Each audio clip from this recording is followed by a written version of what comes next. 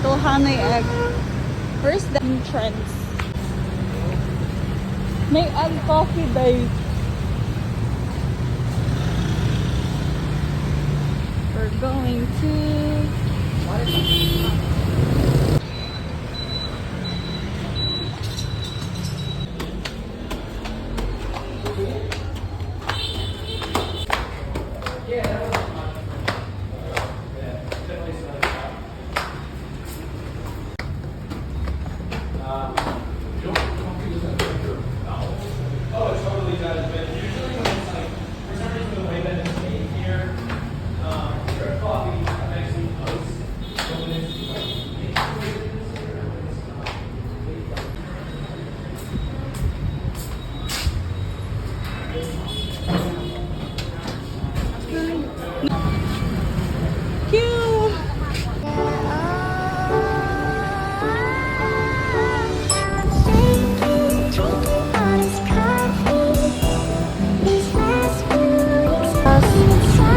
scrambled egg with veg, egg coffee, and free biscuit.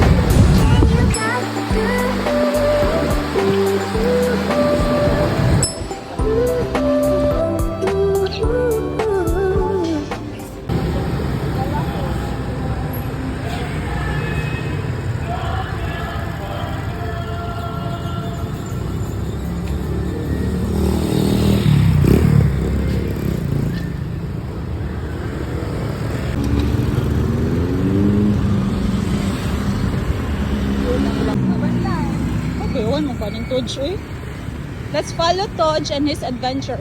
Kasi follow ka na mo, asa ka pa doon.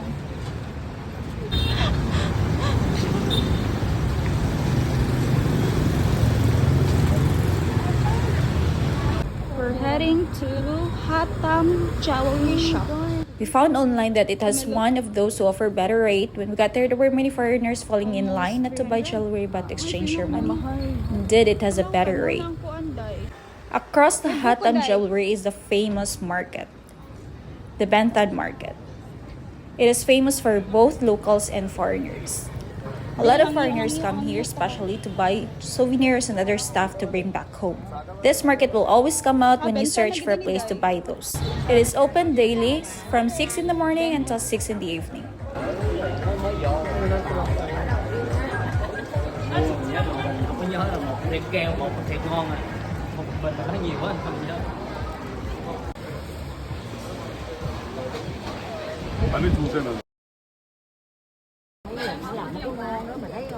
Huh?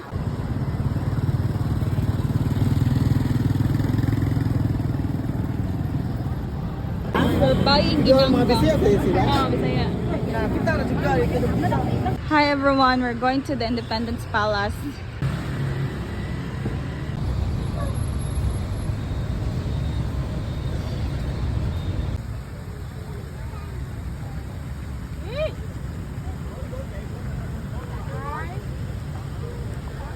To get inside, you need to pay the admission fee, which costs 40,000 dong, and if with exhibition, it's 65,000.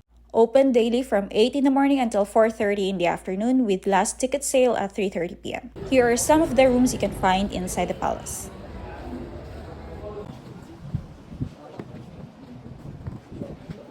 Including the presidential office.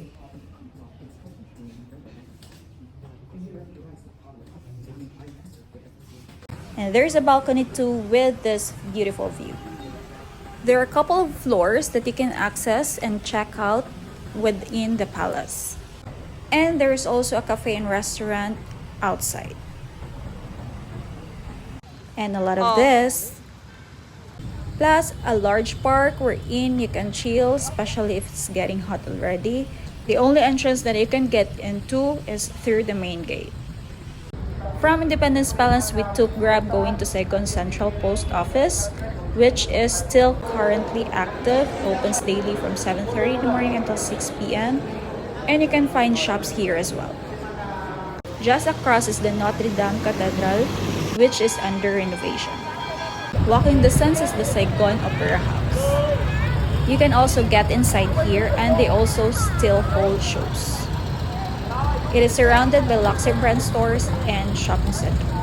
Then we went to Cafè Apartment, where you have to take this pay elevator. We headed to Good Day at the 8th floor, ordered fish balls, fries, and drinks.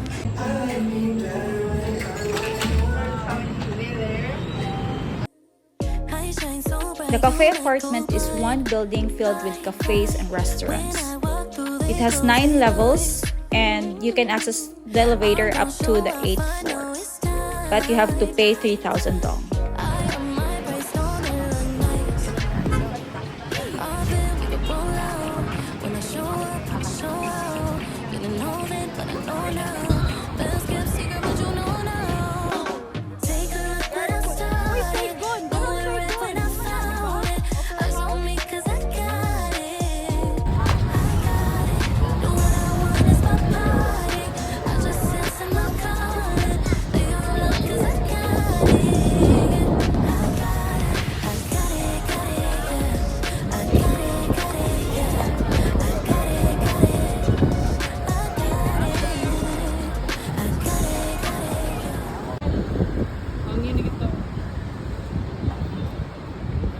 Ubak.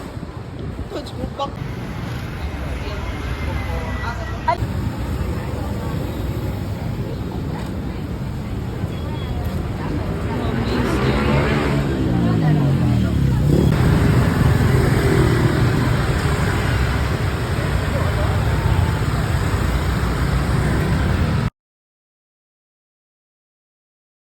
That's Saigon Square. Saigon Square. And then there's a mall, Saigon Center. In Saigon Center, you'll find shops. Saigon Center.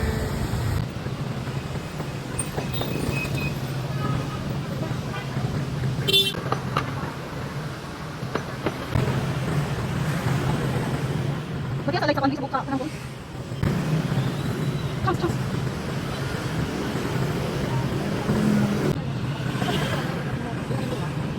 Oh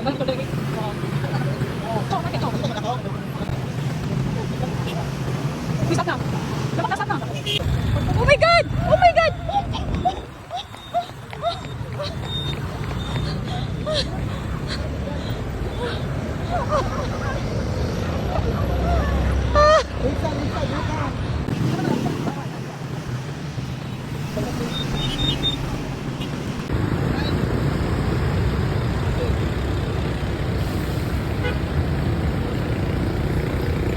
After running sa pedestrian nga kuan,